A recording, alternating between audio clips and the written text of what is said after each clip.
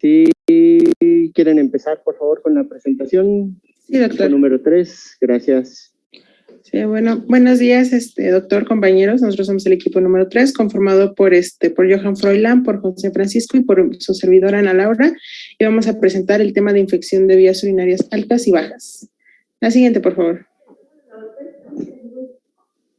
Bueno, antes de empezar a hablar del tema dividido como altas y bajas, vamos a definir en conjunto qué es una infección de vías urinarias.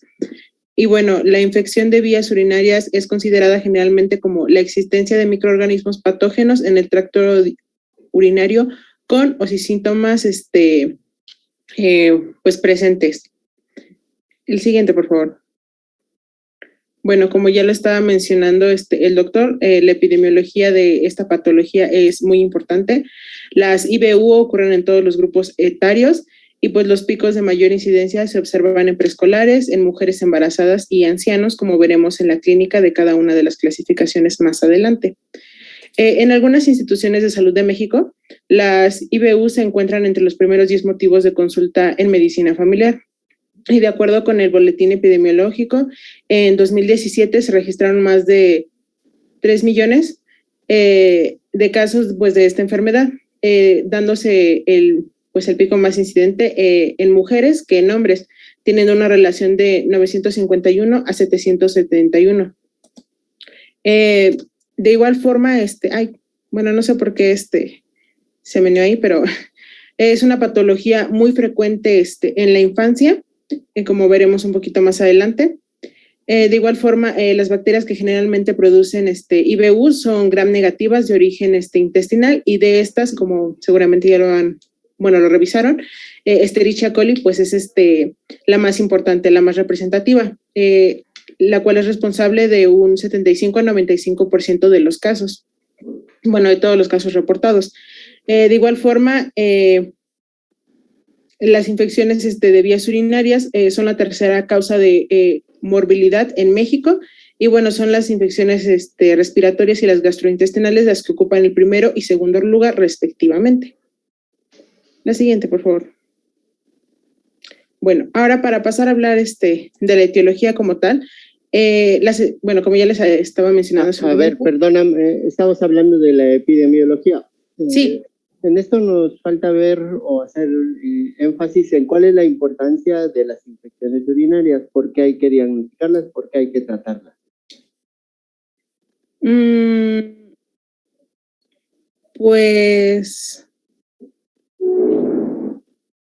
Pues como tal, la causa de estas infecciones es el sobrecargo de bacterias que se encuentran en el tracto urinario, y pues como se presentan en el rango de todas las edades, pues es importante diagnosticarlas para que no siga avanzando el cuadro clínico y se presenten pues las complicaciones. Ándale, es para tratar y evitar complicaciones. ¿Y cuáles son esas complicaciones? Y de ellas las más importantes, por ejemplo, en pediatría es importante, es un tema frecuente, las infecciones urinarias, y es importante diagnosticarlas y tratarlas adecuadamente. ¿Sí? ¿Cuál es esa importancia? ¿Qué complicaciones puede tener una infección de vías urinarias? Bueno, doctor, en pediatría podría ser que como son tan frecuentes, pues es la aparición de cicatrices, ¿no? Cicatrices renales, entonces, bueno, esa podría ser una. Ajá, ¿y las cicatrices renales qué va a pasar con las cicatrices renales? Pues nos pueden llevar ya de extremos, pues a una insuficiencia. Insuficiencia renal, o sea, y sí, no son, digamos, no lo consideramos como extremo, o sea, cada infección urinaria que llega al riñón nos puede producir una inflamación del riñón y formar cicatrices renales, ¿sí? Entonces, si tiene infecciones de repetición o recurrentes, lo que llamamos de recurrencia, este paciente puede en un momento dado llegar a desarrollar un daño renal crónico, ¿no? Entonces, la importancia es sí evitar las complicaciones y principalmente el daño renal crónico. Sí, y claro. otras complicaciones infecciosas, ¿no? Como puede ser el acceso renal, una sepsis completamente más grave, ¿no? Entonces sí tiene su importancia. Y por ejemplo, en poblaciones como las mujeres embarazadas, pues son causas de partos prematuros, de abortos. Entonces tiene su importancia también, ¿no? Siempre tiene su importancia, y a pesar de que se presenta en todos los grupos de edad, es la importancia de saber su manejo. ¿Sí? Claro, sí, gracias. Sí, más adelante, doctor, también hablaremos un poco más de estas complicaciones. Muy bien, pueden continuar, gracias. Bueno, continuando con la etiología, como les acababa de mencionar un poco, las enterobacterias son pues los agentes etiológicos más frecuentes. De destaca Escherichia coli, que por sí sola causa entre 70 y 85 de todos los episodios. Otros agentes implicados son Proteus o Klebsiella y las Enterobacter. Y de los agentes no pertenecientes a enterobacterias, los que más destacan son las pseudomonas, los estafilococos y los enterococcus. Y bueno, en el caso de las infecciones urinarias nosocomiales, los pacientes cuentan pues con factores de riesgo asociados, como ya sea un cateterismo vesical o el uso de antibióticos de amplio espectro, dando el resultado de que pues nuestro paciente sea más susceptible a este tipo de infecciones. Y pues los agentes etiológicos que más se destacan dentro de los nosocomiales son la Klebsiella, las pseudomonas y los estafilococos epidermidis, el estafilococos y la cándida. Y bueno, alrededor del 95% de las IBU son causadas por un agente único, tratándose pues de pacientes no invadidos y sin alteraciones obstructivas graves, o bueno, como les acabo de mencionar, que tengan un catéter vesical pues con antigüedad. Más adelante, de igual forma, lo vamos a ir desglosando poco a poco en el cuadro clínico. Aquí abajito les puse este cuadro de la etiología de las infecciones urinarias, dividido por la clasificación de altura, ya sea por que nuestro paciente esté presentando una uretritis. El agente etiológico el que primero vamos a sospechar es E. coli. Si es una cistitis, igual, pero vamos a ver en este caso de que si no es E. coli, el siguiente que vamos a pensar es diferente a la uretritis. Y de igual forma, si es pielonefritis, el primero es E. coli, y si no, pues así se van descartando cada uno de los agentes etiológicos que posiblemente nos estén desarrollando nuestro cuadro clínico. La siguiente, por favor, José. Bueno, de igual forma, estos cuadritos estas tablitas que vienen aquí, la encontré en un artículo que nos habla de los microorganismos más frecuentes aislados en los urocultivos. Pero bueno, si se fijan bien, en esta clasificación no es por la altura, sino por la recurrencia de esta. Tenemos especies uropatogénicas comunes, las especies que pueden ser uropatógenos, pero requieren incubación prolongada o siembra, o una especie no uropatogénica. Y pues en cada una de estas tablitas, pues de igual forma viene ordenada de mayor frecuencia a menor frecuencia. La siguiente, por favor. Bueno, como factor de riesgo tenemos que las guías europeas sobre infección urogénica clasifican los factores de riesgo de las infecciones de vías urinarias en 6 categorías por el acrónico URENUC. Acrónimo URENUC. Ajá. Y que, a ver, explíquenos ese factor. Sí. Bueno, la O en sí nos habla, la clasificación de la O nos habla que son pacientes sin factor de riesgo conocido. Por ejemplo, las mujeres que son premenopáusicas no gestantes. Cuando hablamos que están clasificados en la R, tienen factores de riesgo de infección de vías urinarias recurrente. Llámese que nuestro paciente pues tenga vida sexual o que tenga un dispositivo anticonceptivo, que use espermicidas, que tenga diabetes mellitus o que tenga algún déficit hormonal, por ejemplo, en la menopausia. Y en pues pediatría, por ejemplo, el reflujo vesicoureteral es una condición que tiene un factor de riesgo, ¿no? Sí. También no sé si en pediatría se podría hablar de lo de, bueno, en la R, en factores de riesgo, lo de grupos sanguíneos. Grupo sanguíneo. Se mencionaba así, pero no lo especificaba cómo. Que yo sepa, no interviene tan... A lo mejor se ha mencionado alguna vez, pero no hay un tipo de sangre que sea más propenso a tener IBUS, no. Ah, bueno. No, yo creí que iba a decir, por ejemplo, el factor de riesgo. No, está bien ahí, nada más. Bueno. Bueno, y los pacientes que se casi clasifican en E, tienen factores de riesgo extraurogenitales, que son los que conllevan, pues, riesgo de peor evolución. Llámese que estos pacientes tengan inmunosupresión, alguna enfermedad autoinmune, que la mujer esté gestando, que tenga diabetes mellitus pero mal controlada, que el paciente haya sido prematuro o bien en los neonatos. Los pacientes que se clasifican en la N son de factores de riesgo nefrológico con mayor riesgo de peor evolución, como son aquellos pacientes que tengan poliquistosis renal o insuficiencia renal. Los pacientes que se clasifican en la U son de factor de riesgo urológicos corregibles, pero con mayor riesgo de peor evolución. O sea, aquellos pacientes que tengan bacteriuria asintomática combinado con algún otro factor de riesgo, pues de las demás categorías. Que tenga obstrucción ureteral por litiasis o por alguna otra causa, que tenga un catéter urinario transitorio, que tenga disfunción vesical neurogénica, o bien que haya sido intervenido por alguna cirugía urológica. Los pacientes que se engloban en la clasificación de C son aquellos pacientes que tienen factores de riesgo urológicos no corregibles, o bien un catéter urinario permanente, pues de igual forma con mayor riesgo de peor evolución.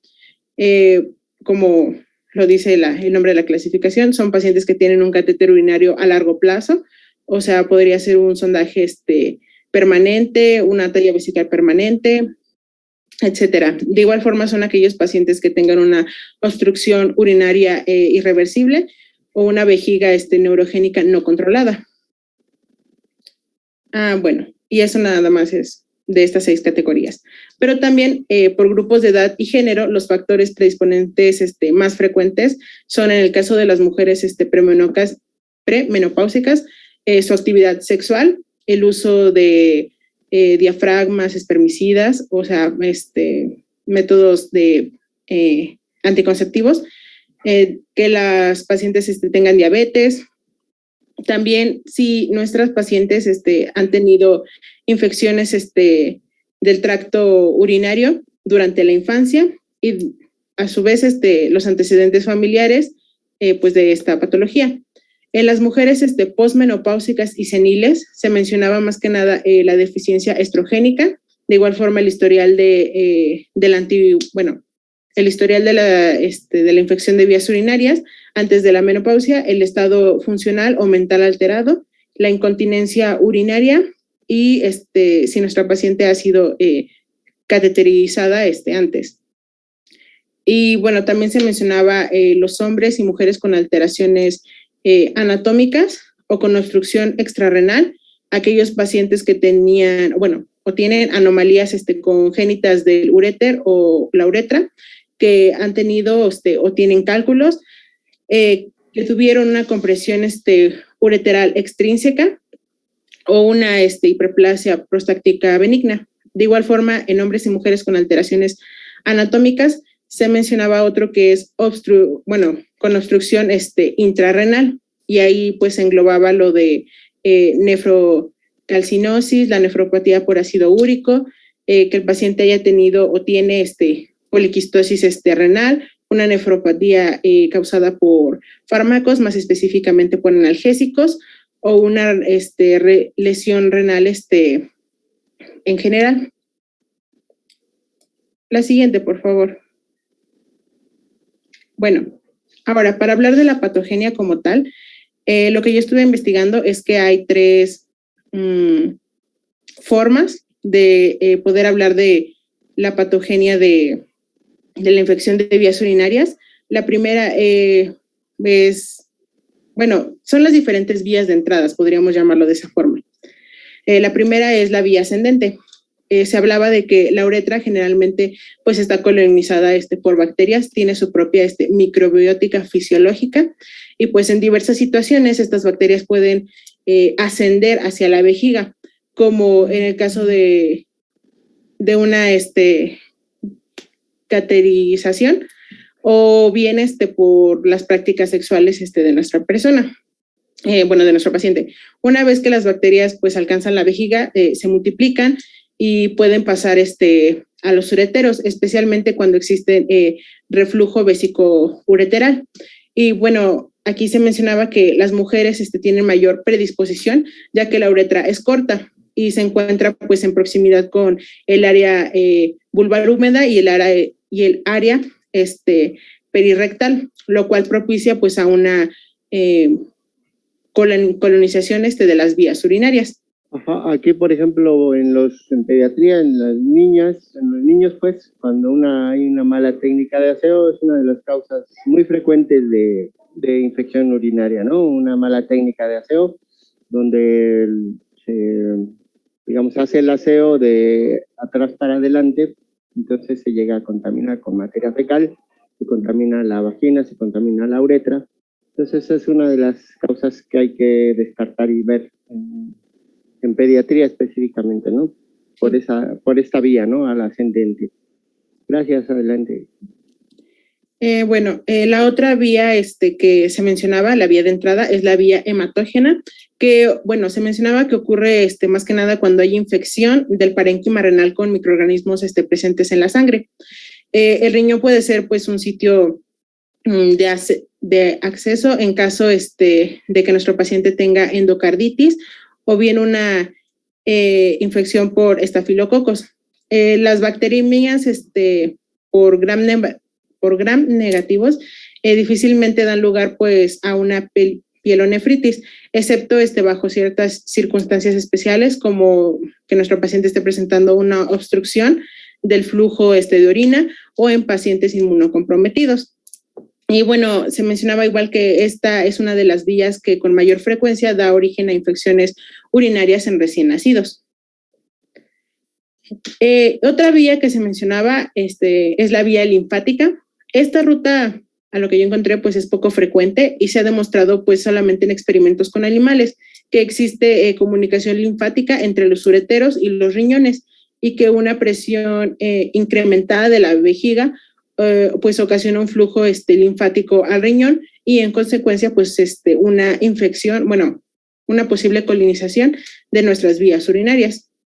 De igual forma, se considera que uno de los principales factores que explica la mayor susceptibilidad hacia las mujeres es la menor longitud de la uretra y su proximidad con la región anal. Y bueno, ya, esas son las 3 vías de entrada para desarrollar infección de vías urinarias. La siguiente, por favor.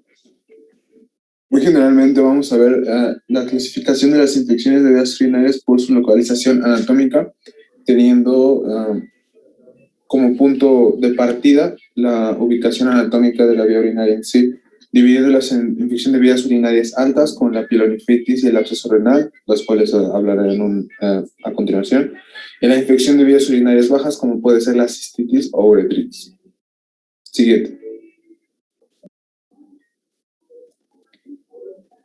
Bueno, y para pasar a hablar de las infecciones de vías urinarias propiamente clasificadas, vamos a empezar por la bacteriuria asintomática.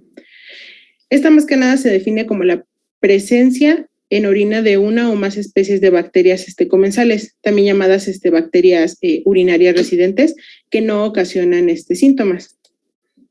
Algunas bibliografías decían que se definía como la presencia en orina de una o más especies de bacterias, pero esto no nos daba pie a que se tratara de una colonización. Bueno, más bien se trataba de una colonización, más no de una infección, por lo que no requiere tratamiento antibiótico. Se mencionaba que cualitativamente se puede considerar bacteria asintomática si se aísla en urocultivo. Y por eso les puse los hallazgos en laboratorio, que son más de 10 unidades a la 5 de unidades formadoras de cultivos en mililitros en 2 muestras de orina evacuadas separadas por varios días en mujeres o una muestra en hombres. De igual forma, 10 unidades a la 5 en muestras de pacientes con caterización crónica de la vía urinaria, 10 unidades a la 2 en muestras de pacientes con caterización intermitente de la vía urinaria. Por ejemplo, que nuestro paciente tenga una sonda vesical transitoria. Bueno. No, regrésale, porfis. Gracias. Bueno, también se mencionaba que para su manejo, el uso indiscriminado de antibióticos como tratamientos de las bacterias asintomáticas, pues ha contribuido mucho a la creación de resistencias bacterianas, sin que se haya obtenido pues un claro beneficio en términos pues para evitar la aparición de la infección de vías urinarias. Y pues hoy en día hay consenso sobre evitar realizar tratamiento de la bacteria asintomática, recomendándose únicamente en 2 escenarios clínicos en los cuales el beneficio ha sido probado, que ahora sí le pasa a la siguiente, que estos 2 escenarios clínicos son la bacteria asintomática en gestantes y la bacteria asintomática antes de procedimientos urológicos invasivos. En la bacteria asintomática en gestantes, tratar la bacteria durante el embarazo reduce pues el desarrollo de IBUs sintomáticas posteriores. También reduce que haya preeclampsia y algunas complicaciones fetales, como se mencionaba en la bibliografía, recién nacidos de bajo peso o bien que presente prematuridad. En más que nada se recomendaba un tratamiento corto, de 4 a 7 días más o menos, o bueno, en promedio, en función del patógeno aislado y su antibiograma.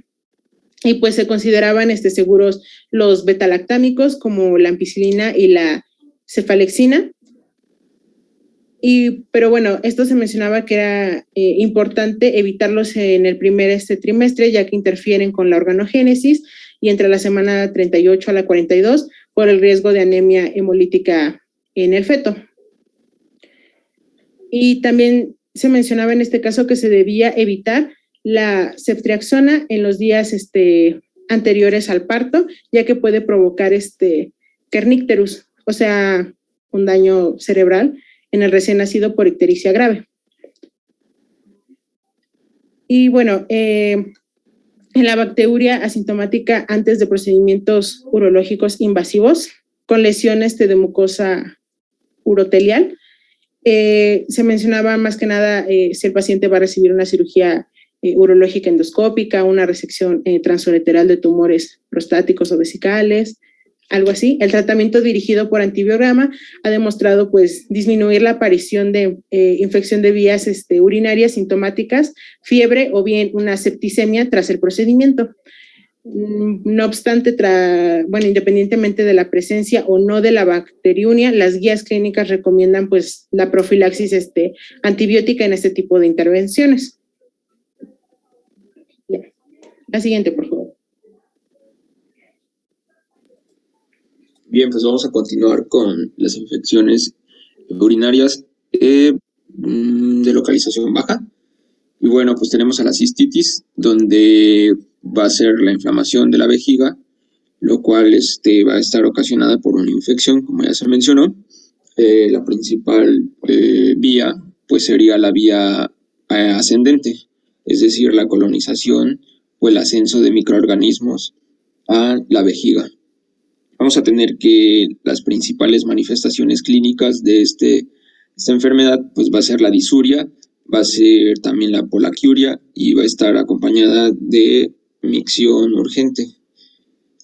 Para diagnosticar, también menos frecuentemente se presenta incontinencia urinaria, se va a presentar tenesmo y los pacientes pueden manifestar dolor suprapúbico. Para diagnosticar esta enfermedad, nosotros nos vamos a basar en estudios o exámenes de laboratorio, donde se va a realizar mediante tiras reactivas y pues se va a identificar a lo que sería la esterasa leucocitaria. También se menciona que los leucocitos arriba de 10 también va a ser un dato indicativo de la presencia de estas bacterias, principalmente, pues, como ya se mencionó, Escherichia coli, o también puede ser Staphylococcus saprophyticus. Bien, también se puede identificar mediante la aparición de 100 unidades formadoras de colonia de estos patógenos. A ver, vamos a hacer un alto ahí. Aquí mencionan como el diagnóstico los laboratorios, ¿sí? Para el estudio de una infección urinaria, sospecha de infección urinaria, tenemos básicamente dos estudios, que son el examen general de orina y el urocultivo, ¿sí? Antes del examen general de orina, como tú mencionas, son las tiras reactivas. Entonces, de las tiras reactivas nos interesan dos cosas nada más, que son la presencia de nitritos y la presencia de esterasa leucocitaria, ¿sí? ¿Podrías explicarnos de dónde vienen cada cosa? Bueno, de los nitritos, pues es digamos que es el resultado o es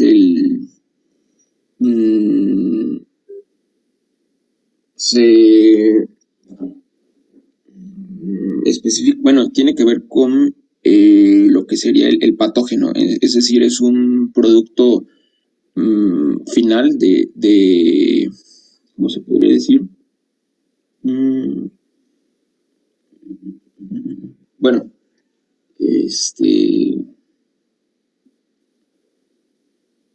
O sea, ¿de dónde viene?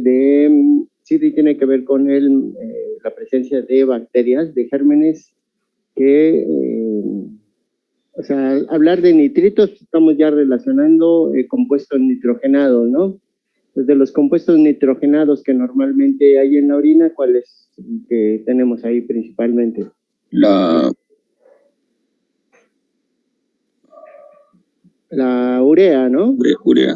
La urea.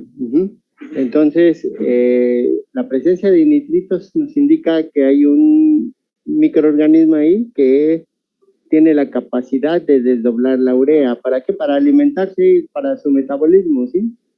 Entonces eso nos orienta a que pueda haber ese tipo de germen, pero no nos descarta que hay otros gérmenes, o sea, si es negativa no nos descarta que la infección esté provocada por un germen que no sea capaz de desdoblar la urea, ¿sí?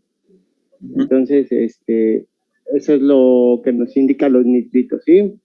Es el producto final de degradación de la urea, que se transforma, la bacteria lo va a transformar de nitratos a nitritos, y eso es lo que determina, ¿sí?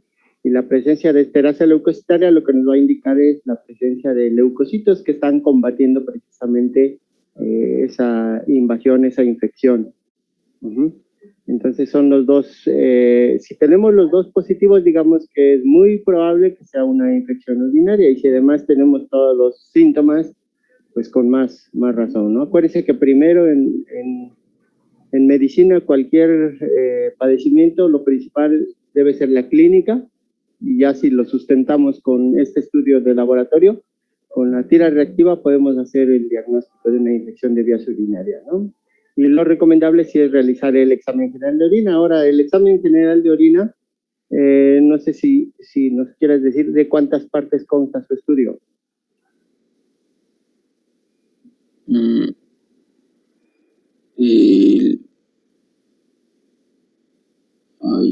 no lo recuerdo, doctor.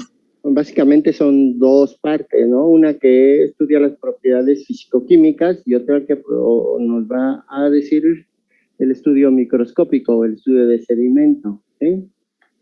¿Sí han visto ustedes el reporte del examen general de orina? Sí, pero desde el examen general de orina incluso nos puede orientar, ¿no? Por ejemplo, ¿qué es lo que nos reporta un examen general de orina? Así puede participar el que quiera para que no se sienta presionado.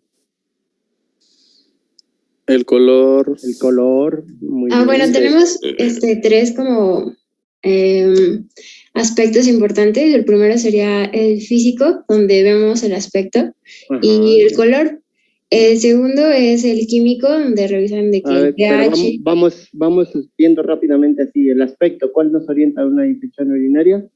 Que si está limpia y es transparente. Ándale, debe ser transparente. Normalmente debe ser transparente, ¿no? Y si está turbio, ya nos orienta a una probable infección de vías urinarias. Muy bien, ese es el aspecto. Luego, El color, El color. que normalmente es ámbar amarillo. amarillo ámbar, sí.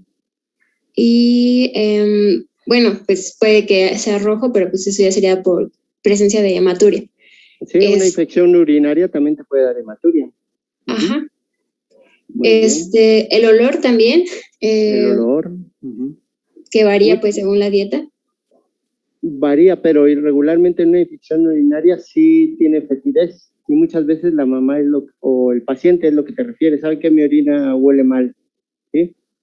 También es un dato para sospechar infección de vías urinarias. ¿Eh? El olor que reportan regularmente es que sui generis, ¿no? O sea, que es el olor normal de una orina, ¿no? Sí. ¿Qué más? Ahora voy a decir la parte química, que el primero es el pH, y varía de 4.5 a 8. Muy bien. Un pH alcalino nos orienta más también a una infección de vías urinarias. O sea, sí puede ser de 8, pero ya cuando llega a 8, sí regularmente también podemos sospechar presencia de infección. ¿Sí? ¿Qué más? La densidad urinaria. La densidad. Pues ¿Qué sigue? ¿Qué más? Nitritos, que son... Ya lo vimos, ajá. Los leucocitos. ¿Qué es la esterasa leucocitaria?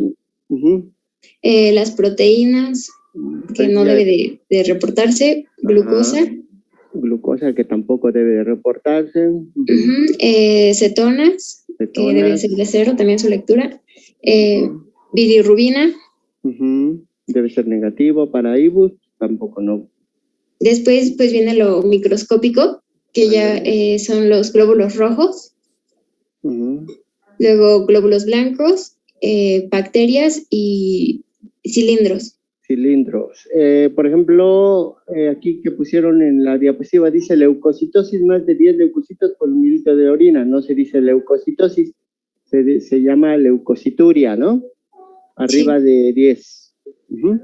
Cuando hay arriba de 10, bueno, ya sospechamos infección de vías urinarias.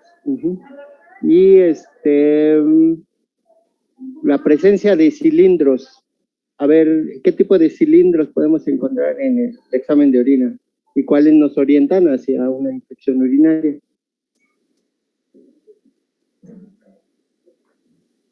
¿Qué te indica un cilindro? ¿Un proceso de destrucción epitelial? Destrucción epitelial. No siempre. O sea, hablamos de cilindros, o sea, son estructuras que vemos en el examen microscópico que tienen precisamente una forma de cilindros. Y entonces ya intuimos, nada más por el reporte, que hay daño ¿dónde? ¿Qué estructuras de nuestro sistema urinario tienen forma cilíndrica?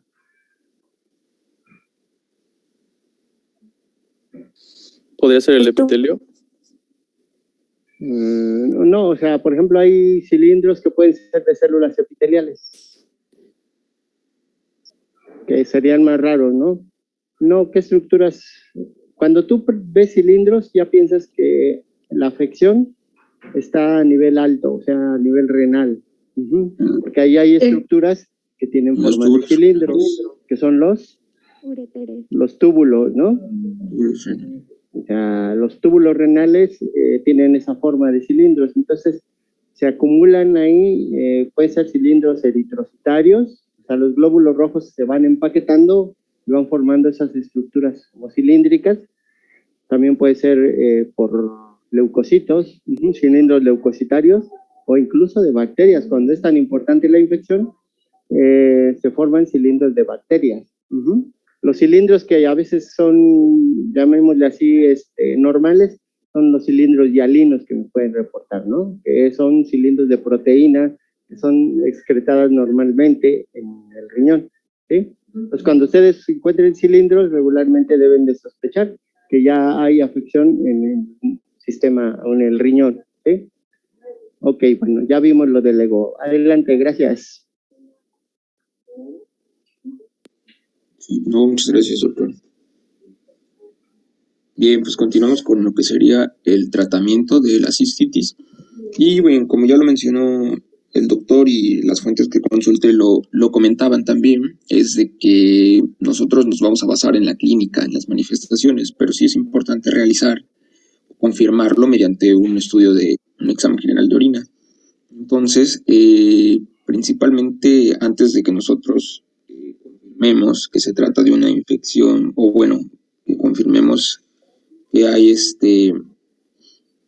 presencia de ciertos microorganismos, nosotros vamos a realizar un tratamiento empírico corto de 3 días, y con esto nos referimos a que podemos utilizar un antibiótico, el cual sea de amplio espectro.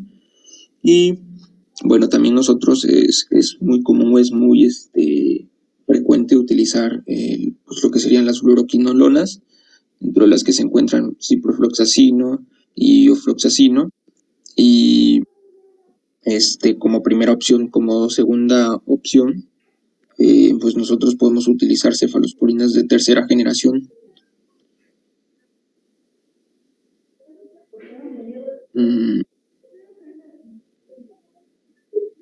No sé si algo quiera comentar, doctor.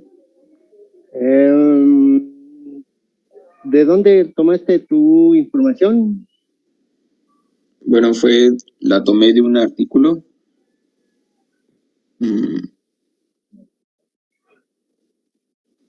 Y también me basé en el libro de medicina interna. Sí, dime. Sí, lo que pasa es que las quinolonas, pues así como de primera elección no son. Tenemos, por ejemplo, para una cistitis, que es una infección, digamos, simple, no complicada, tenemos otras opciones. Bueno, también se mencionaba, por ejemplo, doctor, no sé si está en lo correcto, de la utilización de trimetopin con el otro medicamento que se llama trimetopin con sulfamethoxazol, era una opción. Todavía se sigue usando, pero en aquellos lugares donde se han hecho estudios y no se encuentra resistencia, porque la E. coli cada vez es más resistente al trimetopin y sulfamethoxazol, o sea, prácticamente de primera elección no se usa. Pero se puede usar desde la amoxicilina con ácido flavulánico, la nitrofurantoína, que son medicamentos no de amplio espectro como la ciprofloxacina y menos como una cefalosporina de tercera generación, ¿sí? Entonces, ahí habría que revisar, y ustedes básense principalmente en las guías de práctica clínica. De todos modos, este tema no se termina aquí con su exposición, ¿sí? O sea, podemos revisar eso, sobre todo el tratamiento, ¿no? Porque cuando ustedes se enfrenten a una sospecha de infección urinaria, ¿cuáles son los antibióticos? Por ejemplo, la ciprofloxacina, antes no se usaba en pediatría, actualmente ya se puede manejar, pero la dejamos como una segunda o hasta tercera opción, cuando hay datos de resistencia antibiótica, ¿no? En el caso de una cistitis, si es una cistitis sencilla, simple, pues podríamos usar, como te digo yo, la amoxicilina o la nitrofurantoína. Pero bueno, vamos a seguir con la presentación. Adelante, gracias. Sí, de acuerdo. Pues bueno, continuamos con las infecciones en localización baja. Y la siguiente pues sería la uretritis. Pues este va a ser un síndrome que se va a caracterizar por la inflamación del epitelio, precisamente de la uretra. Y se mencionaba que este padecimiento es más común en hombres menores de 50 años y relacionado principalmente con aquellos que llevan pues una vida sexual activa. Y bueno, el cuadro clínico sería el prurito, también se puede presentar disuria, y algo que nos debe de llamar la atención pues sería la secreción uretral. ¿Por qué? Porque bueno, esta enfermedad se clasifica en dos tipos, la gonocócica y la no gonocócica. Y bueno, aquí en este cuadro puse como unos datos para comparar, para poder diferenciar de estas dos, donde primeramente tenemos que la gonocócica es un periodo de incubación más corto, de 2 a 5 días, a diferencia de la no gonocócica, que es 2 a 3 semanas. Y bueno, el dolor al orinar, también acompañado de secreción uretral. En la gonocócica, pues vamos a ver que se presentan 3 cruces y en la no gonocócica 2. Y más adelante vamos a mencionar algunos aspectos importantes de la gonocócica. La secreción uretral se mencionaba que puede ser una secreción purulenta, una secreción incluso amarillenta, y en la no gonocócica pues se presenta una secreción mucoide. Bien, para el diagnóstico, bueno, nosotros podemos realizar lo que sería pues una toma de muestra precisamente de la uretra, y esto para poder identificar pues estos microorganismos, estos patógenos, que principalmente sería el Neisseria gonorrhoeae. Y bueno, también aquí en este cuadro incluyo el tratamiento. Bueno, se mencionan tratamientos de primera elección y de segunda elección. Se menciona nuevamente el ciprofloxacino como tratamiento de segunda elección. Se mencionaba la citromicina. Para la uretritis causada por trachomatis, bueno, clamidia trachomatis. Sí, clamidia trachomatis. Pues lo que nosotros podemos utilizar es, como ya se mencionó, pues se puede utilizar inmunofluorescencia directa, se puede utilizar también incluso pues un PCR, pero bueno, sabemos que en la clínica pues no es tan, pues no es la primera, no es tan común. Bueno.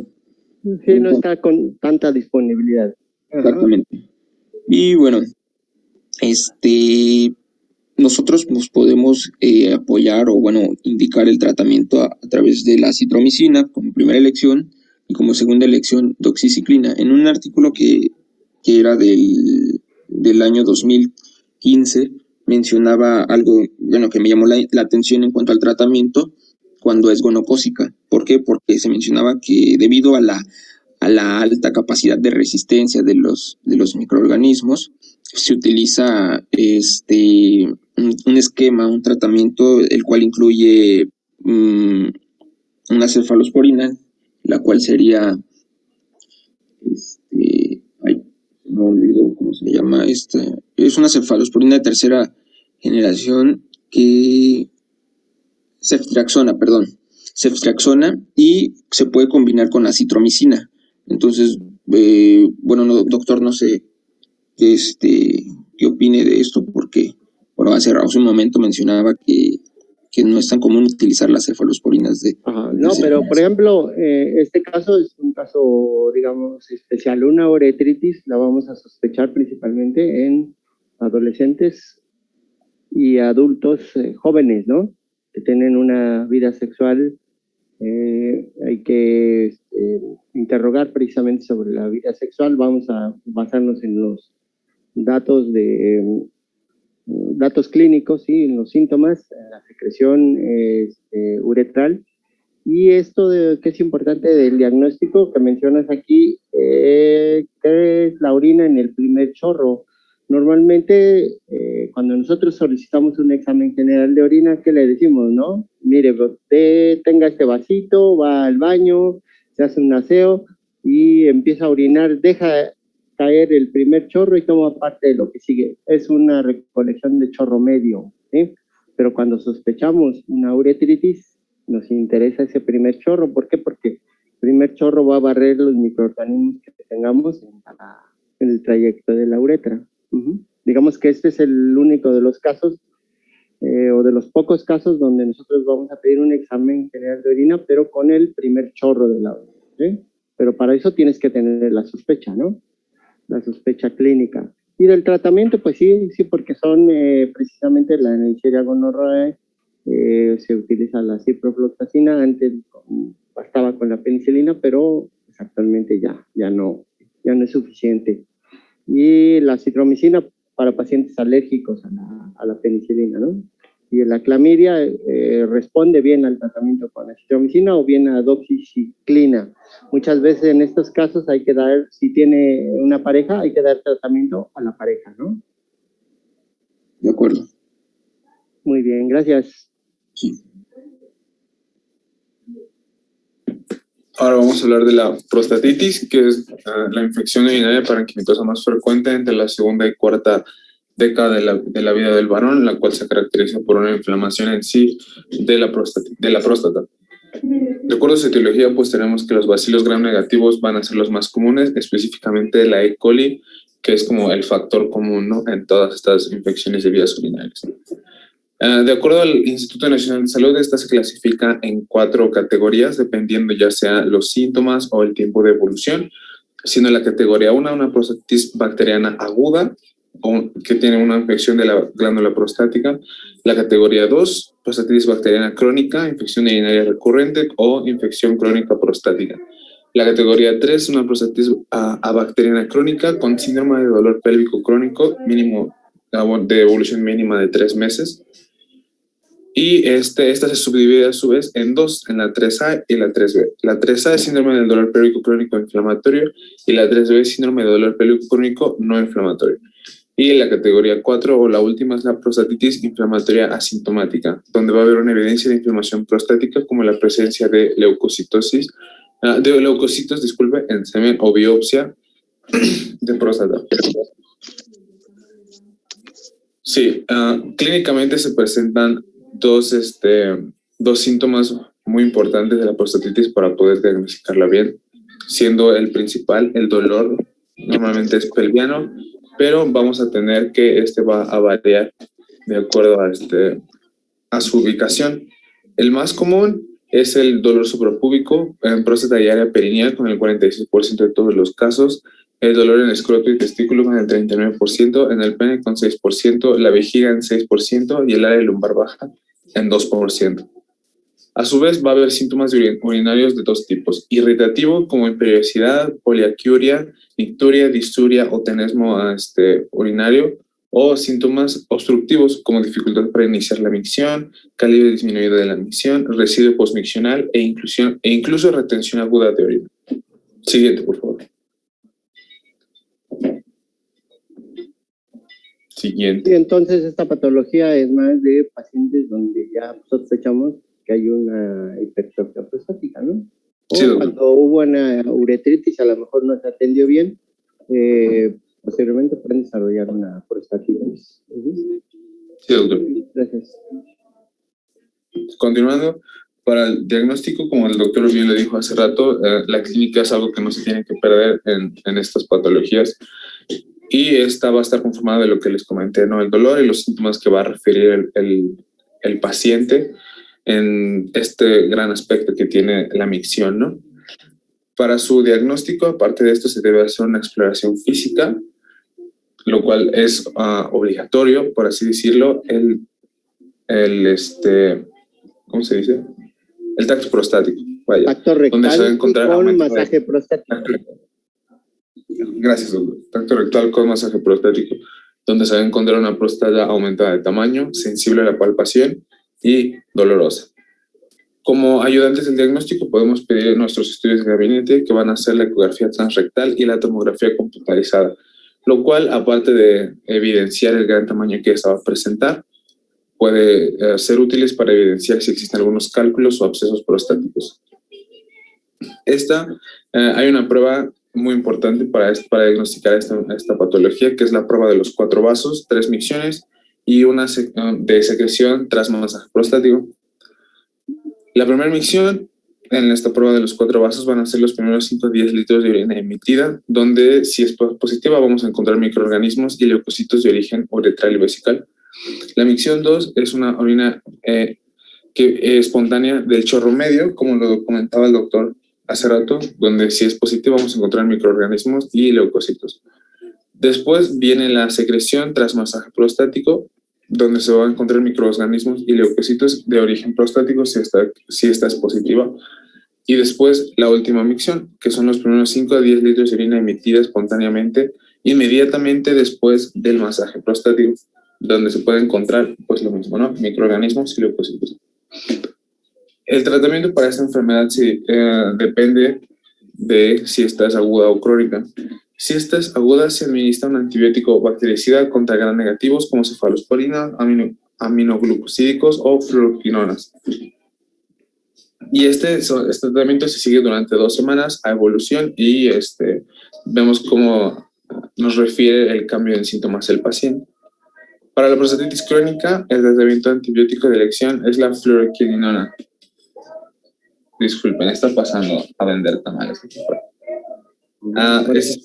Se Por ahí pueden... encargas 27. Sí, ¿verdad? Le decía, el tratamiento es la fluoroquilinona, la cual se puede administrar vía oral durante 6 a 12 semanas y se recomienda realizar cultivos de control a los 15 días y a los 6 meses terminado el tratamiento. Siguiente, por favor. Pasando con las infecciones del tracto urinario superior, van a ser las que afecten directamente al riñón, aquellas que nacen en la parte inferior de las vías urinarias y suben hacia la parte superior, siendo la principal de esta la pielonefritis, que es un tipo de infección de las vías urinarias causadas por bacterias o virus que primero afectaron la parte inferior y fueron subiendo hasta llegar a la parte superior, o sea, uno o los 2 riñones. Esta se divide en pielonefritis aguda y pielonefritis crónica y en otra que ahorita vamos a ver. La pielonefritis aguda es la infección aguda parenquimatosa del riñón, casi siempre de origen ascendente, que puede abarcar la pelvis renal y que el principal patógeno es el E. coli, como en la prostatitis. ¿Cuál va a ser la clínica de este? Pues vamos a encontrar el clásico dolor a la percusión, puede ser unilateral o bilateral, dolor en la región lumbar y digitopresión positiva. También puede estar acompañando con afectaciones al estado general, como fiebre o escalofríos. Los diagnósticos, aparte de los que nos comentó el doctor del ego y el urocultivo, pues aquí están, van a ser la leucocitosis en hemograma. Se puede detectar sedimento bacteriano, piuria en el hemocultivo, que nos va a referir la presencia de bacterias, y los cilindros leucocitarios. Esa es la aguda. Si esta no se trata adecuadamente y se deja evolucionar, pasa a ser una pielonefritis crónica, que es la mala evolución de las infecciones del tracto urinario. Esta es más grave, ya que puede ocasionar cambios irremediables o irreversibles en el epitelio renal, principalmente puede generar cicatrices, lo cual pues nos va a condicionar una disminución de la función renal. La clínica, aparte de las que ya habíamos dicho de la aguda, pues va a estar acompañada de síntomas de insuficiencia renal, afectación tubulointersticial con poliuria, pérdida de sodio o hipertensión arterial. El diagnóstico, ya que aquí va a haber una afectación, digamos, al tejido en sí, puede ser mediante técnicas de imagen que van a mostrar cicatrices corticales y cambios en el sistema calciliar, como la TAC, la urografía o gamografía. Siguiente, por favor. El estudio principal ahí para las cicatrices pues es la gamografía. Ese es el que se debe de realizar. Idealmente, por ejemplo, después de una infección de vías urinarias altas, como la pielonefritis, se debe de hacer siempre una camografía, ¿no? Para ver si dejó cicatrices.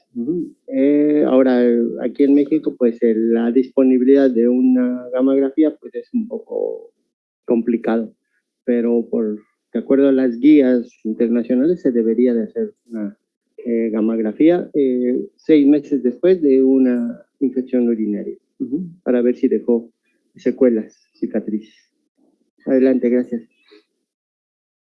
Gracias, doctor.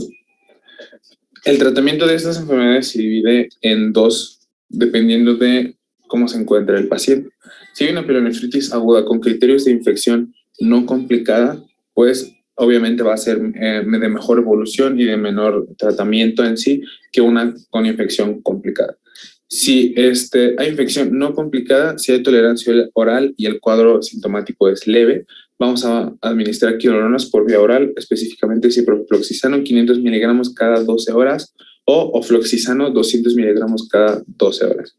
Si el cuadro es grave y no existe tolerancia oral, se puede administrar ceftriaxona 1 a 2 gramos cada 24 horas vía intramuscular o intravenosa o gentamicina 3 a 5 miligramos sobre kilo por día vía intramuscular. Esto es si hay infección no complicada. Si hay infección complicada, se recomienda hospitalización, ya que se va a requerir un seguimiento más a fondo del paciente y va a ser tratamiento parenteral con cefotaxima más un aminoglucósido. Disculpen. En pacientes más graves se puede recurrir a un beta-lactámico de amplio espectro como el imipenem o piperacilina. Siguiente. Por último, hablando de pielonefritis, vamos a hablar de la pielonefritis enfisematosa. Este es un padecimiento poco común, pero muy grave, con una mortalidad de 10 a 40%, la cual es bastante alta, que se presenta exclusivamente en pacientes diabéticos. Esta se caracteriza por la presencia de necrosis y gas en el parénquima renal. Al igual que todas las pielonefritis que acabamos de ver, el principal patógeno va a ser el E. coli. Aparte de la clínica de la pielonefritis en sí, lo que nos va a dar el diagnóstico en sí es el hallazgo radiológico de la presencia de gas o necrosis y obviamente que el paciente pues sea diabético y se va a poder observar en un TAC. Aparte del tratamiento antibiótico que ya mencionamos, y debido a que esta es una pielonefritis secundaria a un paciente diabético pues mal controlado, se tiene que hacer un control más estricto y en todo caso se recomienda drenaje quirúrgico y nefrectomía. Siguiente. Ok, ahora vamos a hablar acerca de las patologías no infecciosas como tal. La siguiente, por favor. Bueno, para las patologías no infecciosas, como ya lo han venido hablando mis compañeros, y si se dieron cuenta, en la mayoría de nuestras clasificaciones, subclasificaciones de las infecciones de vías urinarias, se habla mucho de la piuria como un síntoma, como un signo más bien. Esta piuria, pues obviamente nos está hablando de una infección de vías urinarias y en el Green Book nos hablaban que podía ser también pues un dato como gatillo para que nosotros podamos hablar de qué nos está causando la infección de vía urinaria en caso de no ser infecciosa. Y pues ahí se mencionaba esta tabla, más que nada nos hablaba de que la causa no infecciosa de una posible infección de vías urinarias podría ser una litiasis renal. Y la orientación clínica que nos estaría dando, por ejemplo, la litiasis renal, pues sería que el paciente estaría presentando dolor, hematuria, y pues la hematuria a causa de la obstrucción pues de la vía urinaria como tal. De igual forma, una uropatía obstructiva nos puede estar condicionando dolor, una hiperazoemia o bien una oliguria en caso de obstrucción renal bilateral. También se hablaba pues de las nefropatías vasculares, una nefropatía quística, una neuropatía metabólica, una nefropatía medicamentosa y tóxica, ya les había hablado un poquito hace rato, no sé si recuerdan, que nos podía dar infección de vías urinarias si nuestro paciente, bueno, como factor de riesgo, si nuestro paciente consumía de forma crónica analgésicos, pero también se habla, bueno, en el Green Book lo mencionan, los metales pesados, como por ejemplo la infección por cobre. De igual forma, el reflujo vesicoureteral que hemos venido hablando, y pues causas más raras, menos frecuentes, como las nefropatías inmunológicas, que bien nos podría estar condicionando como orientación clínica un lupus eritematoso sistémico, o bien una nefritis, o un tumor neurológico que nos podría pues estar condicionando clínicamente un adenocarcinoma renal o un carcinoma vesical. Bueno, a ver, de tu lista esta que tienes, o sea, son patologías no infecciosas, pero esto más que nada son factores de riesgo, como ya mencionaron en un inicio, de acuerdo a su, ¿cómo se llama? ORENUC. Ajá. Estos factores de riesgo, todos estos son renales, ¿sí? A grandes rasgos se dice que cualquier condición que cause estancamiento de la orina o daño en la vía urinaria te va a predisponer a tener infección de vías urinarias, ¿no? Si tú ves todos estos, por ejemplo, la litiasis renal, pues en un momento dado te va a causar obstrucción. Entonces, la orina se estanca, ¿sí? La uropatía obstructiva, pues obviamente sí es extrarrenal, ¿no? Todas estas nefropatías, pues son condiciones que te van a favorecer que haya infección de vías urinarias. En sí no las consideramos como tal infecciones urinarias, ¿no? Son condiciones que te van a predisponer a tener infección de vías urinarias, ¿sí? Okay. Entonces, ¿sí? Nada más la aclaración, pues. Y a lo mejor entran como diagnósticos diferenciales algunas, ¿no? Por ejemplo, de la nefropatía quística, que ya encontraste hematuria, hipertensión arterial, dolor. Bueno, puede no tener una infección de vías urinarias, pero te va a dar hematuria. Sí. Entonces, todo esto vienen siendo condiciones que pueden favorecer una infección urinaria o diagnósticos diferenciales, en el caso sobre todo en el estudio del examen de orina, ¿sí? Ok. Adelante, gracias. Gracias, Doc. La siguiente, por favor. Bueno. Ahora vamos a hablar del síndrome uretral. Cuando lo revisé, lo encontré realmente solamente en una bibliografía que era la infección, el libro de infectología clínica de Guzmán. Y se habla más que nada que el síndrome uretral, pues el término se utiliza como diagnóstico en aquellas mujeres que acuden a consulta por disuria y frecuencia miccional, pero sin otras manifestaciones, en las que la orina es estéril o con una cuenta menor de 10 unidades a la quinta, en unidades formadoras de colonias por mililitro, y tienen pues manifestaciones recurrentes que no responden al tratamiento antimicrobiano.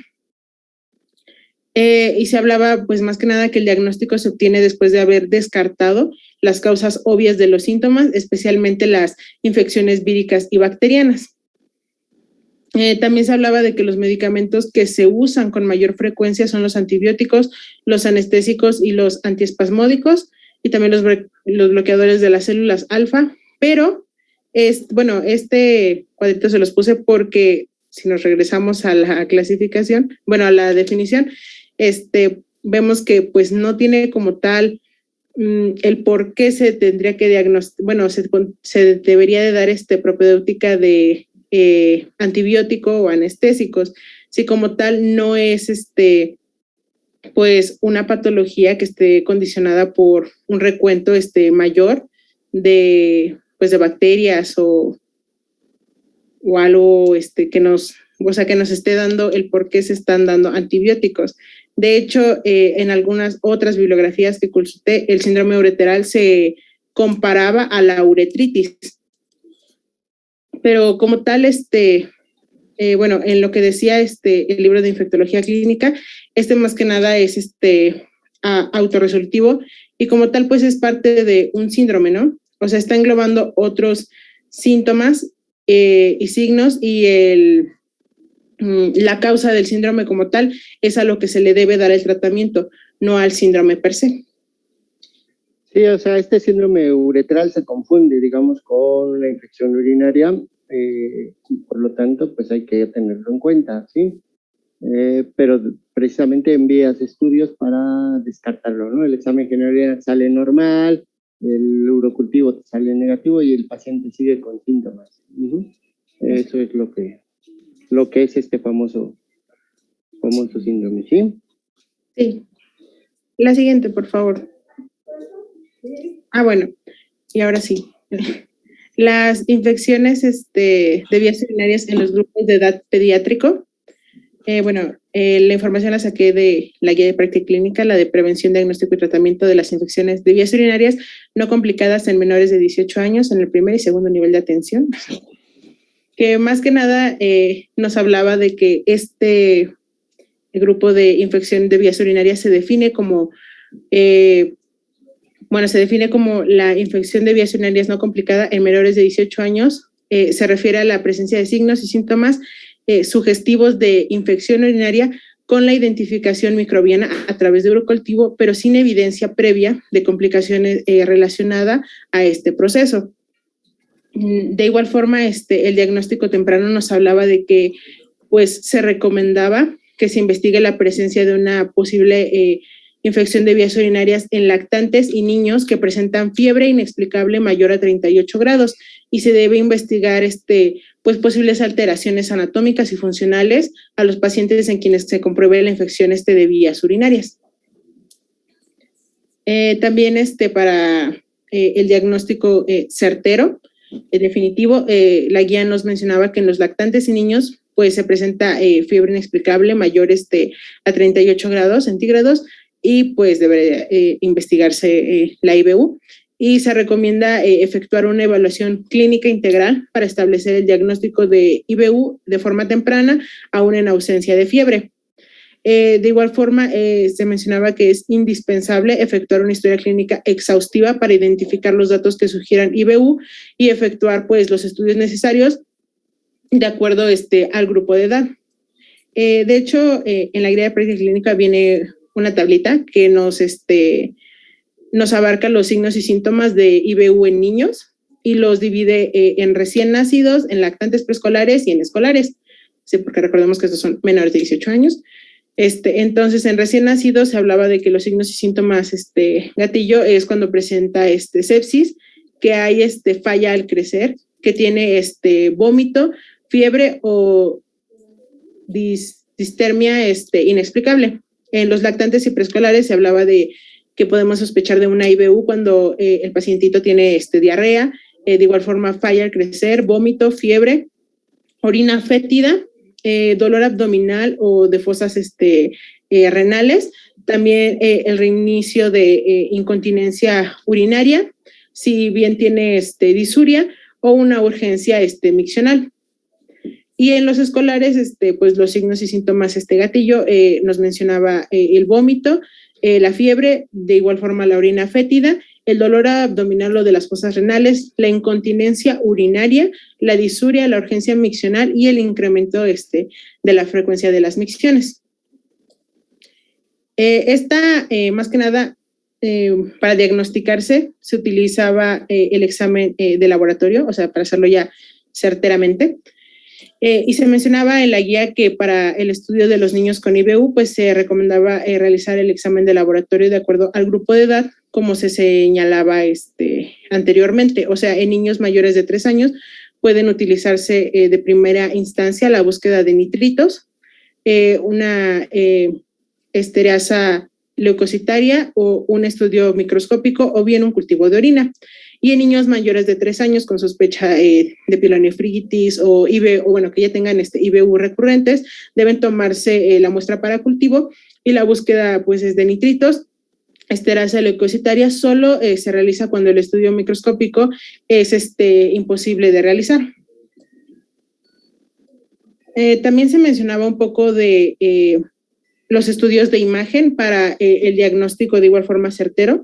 Y bueno, una de las pruebas recomendadas en el primer episodio de IBU en niños menores de 6 meses de edad con IBU recurrentes o atípicas, ese era el ultrasonido renal. También para investigar la presencia y el grado de reflujo vesicoureteral, si es que hubiese, se recomienda la realización de un cistograma miccional, o bien el gamagrama renal es recomendable para facilitar pues la diferenciación entre pielonefritis e cistitis. Y bueno, finalmente se hablaba un poco del tratamiento que se le tiene que dar a estos pacientitos. El tratamiento farmacológico engloba más que nada los antibióticos orales en niños de 3 meses o mayores con IBU bajas, o sea, estamos hablando de una cistitis. La selección de antimicrobiano debe pues efectuarse directamente en base pues a los resultados microbiológicos y la sensibilidad. Y pues los antibióticos de primera elección eran, o bueno, son los que aquí les pongo, que son la trimethoprim con sulfametazol, la amoxicilina y el amoxicilina con clavulanato. Y pues la dosificación está aquí ejemplificada. También se hablaba de que hay un tratamiento no farmacológico, pero para más que nada, pues las medidas no farmacológicas que se recomiendan en los niños que han presentado una IBU son pues tomar cantidades adecuadas de agua, tener acceso inmediato a baños limpios cuando se requiera sin retrasar la micción y tener una adecuada higiene, si es que los niños ya van solos al baño, para también prevenir pues este tipo de infecciones. Y ya, la siguiente, por favor. Bien, pues ya casi para ir concluyendo, vamos a hablar del diagnóstico diferencial. Bueno, aquí tenemos que los signos y síntomas que se van a presentar en la cistitis, lo característico va a ser la urgencia miccional, la incontinencia, la polaquiuria. En la uretritis, nosotros, como ya lo mencionamos, pues vamos a identificar lo que sería una descarga uretral.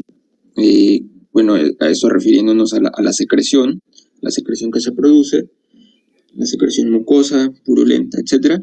Y bueno, también tenemos a la disuria, que va a englobar a varias enfermedades, lo cual puede ser la cistitis. También en la uretritis se presenta en una cervicitis y en una vulvovaginitis. En la pielonefritis, pues como ya se mencionó, lo característico, lo que lo diferencia de los demás, es la fiebre. También va a ser el dolor en la fosa lumbar y también la presencia de un síndrome cístico, en este caso también relacionándose con la presencia de litiasis. Entonces, todo eso nos puede ayudar a diferenciar de todas estas patologías. Y bueno, vamos a hablar también ya de las complicaciones. Como ya se mencionaron algunas, se va a presentar, por ejemplo, en infantes, problemas con el crecimiento, se puede llegar también a una insuficiencia renal, a una anemia secundaria. ¿Y esto por qué? Porque recordemos que en el riñón pues es donde se produce la eritropoyetina, la cual pues va a ayudar a la síntesis de glóbulos rojos. Entonces es por eso de que estas alteraciones o estas enfermedades en el riñón precisamente pues nos pueden llevar a un estado anémico. Y bueno, aquí tenemos las principales complicaciones de la uretritis, donde esta tabla, este cuadro, los divide en complicaciones para varones y para mujeres, y en ambos. En varones, pues podemos ver que es la epididimitis, la orquiepididimitis, lo cual nos puede llevar a estos pacientes a infertilidad. En mujeres, bueno, también una complicación puede ser la enfermedad inflamatoria pélvica, y bueno, también se menciona que se puede llegar a desarrollar infertilidad. Y bueno, en ambos vemos que la complicación sería la infección gonocócica diseminada. En varones también se puede presentar prostatitis, y bueno, en mujeres se puede presentar el síndrome Fitz-Hugh-Curtis, lo cual es una inflamación del hígado, Entonces, pues lo característico de este síndrome es la aparición de dolor abdominal, precisamente en el hipocondrio derecho. También se puede presentar el síndrome de Rett, que bueno, va a ser una triada de uretritis con artritis y bueno, uveitis o conjuntivitis. También pueden aparecer lesiones cutáneo-mucosas.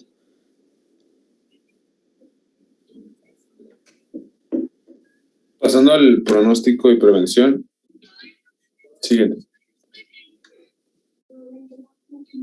El pronóstico pues va a depender mucho de la patología y del tratamiento, del apego al tratamiento que tenga el paciente.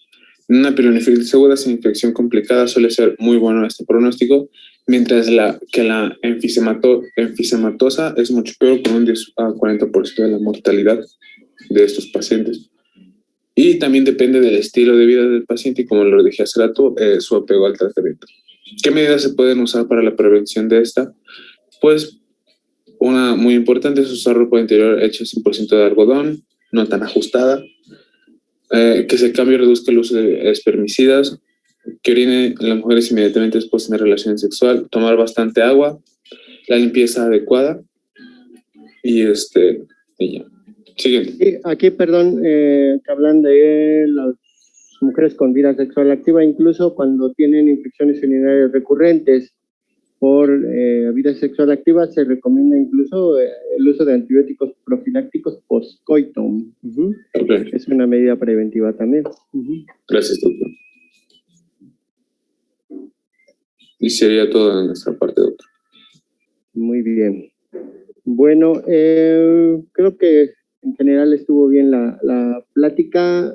Hay que ver respecto al tratamiento de las primeras, sobre todo las no complicadas, las infecciones urinarias de vías urinarias bajas, incluso de la pielonefritis, que pueden ser unos tratamientos, digamos, más ajustados a la patología y digamos, a los antibióticos que no sean tan de amplio espectro, ¿no?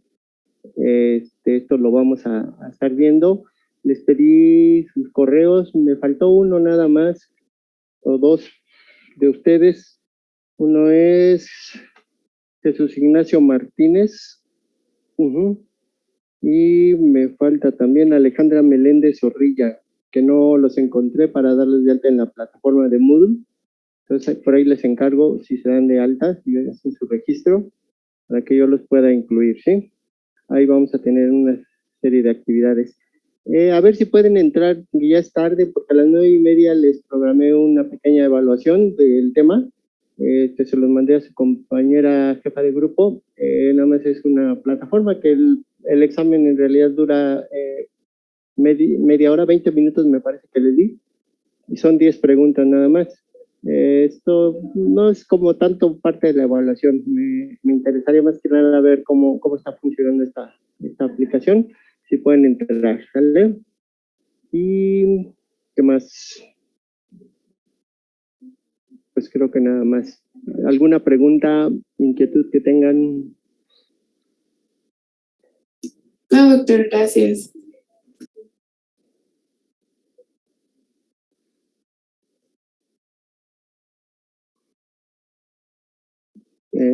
¿Tú eres Alejandra?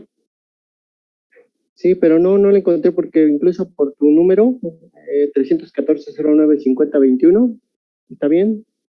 O si no, corrobóramelo, ¿no? Por favor. Y me lo mandas, ¿sí? Sí, por favor, si es tan amable. Bueno, pues entonces, gracias a todos por su participación y estamos en contacto, ¿sí? El hecho de que no más sea este examen no quiere decir que no nos sigamos en contacto y con actividades, sobre todo para reforzar los conocimientos. El tema de infecciones urinarias, como les digo, es frecuente y sí deben de tener conocimientos para tratar este problema, ¿sí? Bueno, entonces, pues si no es nada más, gracias a todos y nos vemos.